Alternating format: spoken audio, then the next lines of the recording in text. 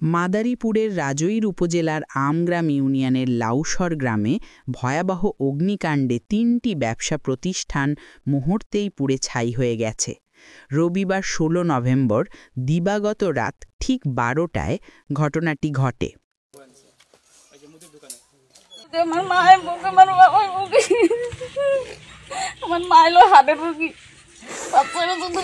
আমার বাবা কাজ করে, আমার মায়ের ওষুধ কিনে দেয়, আমার বাবার আছে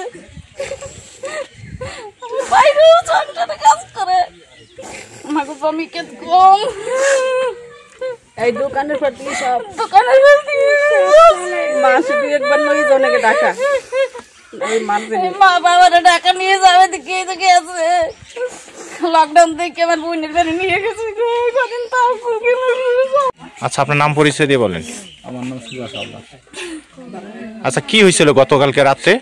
গতকালকে রাত্রে স্যার আমরা হলো ঘুমান গেছিলাম, রাস্তায় এসে শুনি চিল্লাইছিলি এরকম আগুন। আগুন দেখে আগুনের কাছে মানুষজন গ্রামের সবাই আইসে নিবানের জন্য অনেক চেষ্টা করছে, নিবাইতে পারে নাই। কটার সময় ঘটনাটা? ঘটনা ১২টার পরে, রাত ১২টার পরে। ১২টার পরে ঘটনা। পরে এই কাছাকাছি জল ছিল, অনেক লোকজন আইসে ঠেসে এই যে এই দোকান পর্যন্ত আর কি নিয়ে বাঁচাইছে। আচ্ছা, কি কি পড়ছে এই দোকানে ক্ষয়ক্ষতি?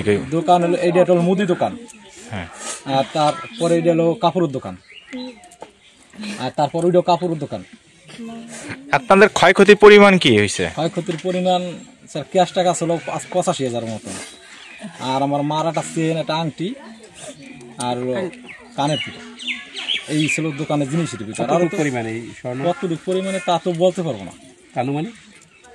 আনুমানিক আংটি মনে হয় ৫ আনা টানা এরকম, চেন মনে হয় ৮ আনা টানা হইতে পারে, আর কানের থেকে ওইরকম ৪ আনা ৪.৫ আনা হইতে পারে। আর দোকানের দোকানে কাপড় চোপড় ছিল অনেক।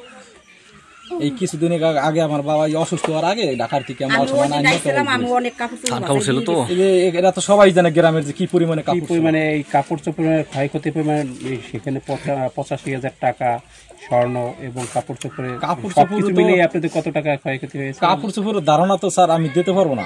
তা আনুমানিক মনে হয় ৪-৫ লাখ টাকার মাল হইতে পারে সবকিছু মিলে। হ্যাঁ। কয়টা দোকান ছিল এখানে? এখানে হলো 3টে দোকান ছিল। আপনার দোকানটা হলো? আমার দোকানটা হলো মাঝে।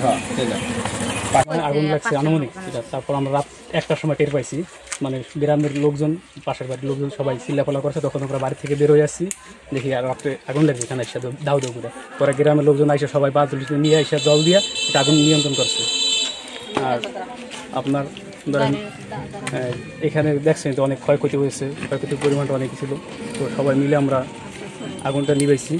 নিবানোর পর রাত প্রায় 2টার দিক দিয়ে প্রায় আগুনটা নিয়ন্ত্রণ আছে। এখন আপনাদের এলাকাবাসী হিসাবে কি চাওয়ার? আমাদের এলাকাবাসী একটাই চাওয়া যে এখানে 3টা দোকান পড়ে গেছে, এদের যেভাবে বাঁচতে পারে আমরা সেই সহযোগিতা চাই সরকারের কাছে, যারা যদি যে আবার পুনরায় দোকানটা দিতে পারে সেই সহযোগিতা আমরা চাই সরকারের কাছে।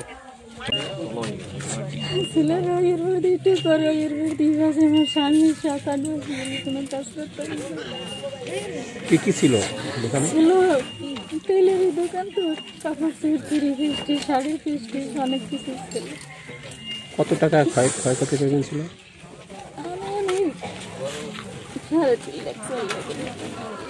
আপনি এখন কি চান? সরকারের থেকে কিছু চাইছে, তাহলে একটু বাঁচতে